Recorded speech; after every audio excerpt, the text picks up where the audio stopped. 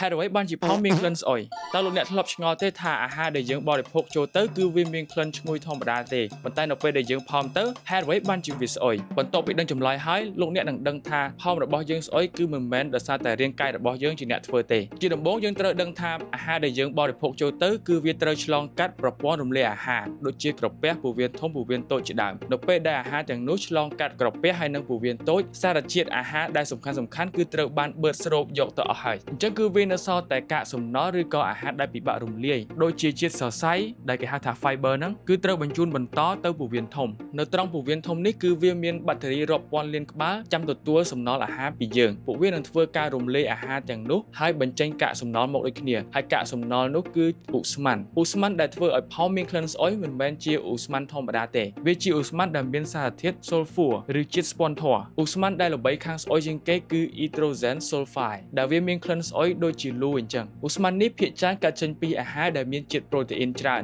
ឬក៏បន្លែមួយចំនួនដូចជាកាខាត់ណាស្ពៃក្តោបខ្ទឹមបារាំងជាដើមអញ្ចឹងសរុបមកផោមរបស់យើងស្អុយគឺមិនមែនដោយសារតែអាហារដែលយើងញ៉ាំចូលទៅទេតែដោយសារតែឧស្ម័នដែលបញ្ចេញដោយបាក់តេរីនៅក្នុងពោះវៀនធំរបស់យើងចុះលោកអ្នកវិញធ្លាប់ញ៉ាំអីដែលធ្វើឲ្យផោមស្អុយជាងគេចាំខ្ញុំនាំអ្នកឲ្យឆ្ងល់តាមខ្ញុំនៅវីដេអូក្រោយទៀត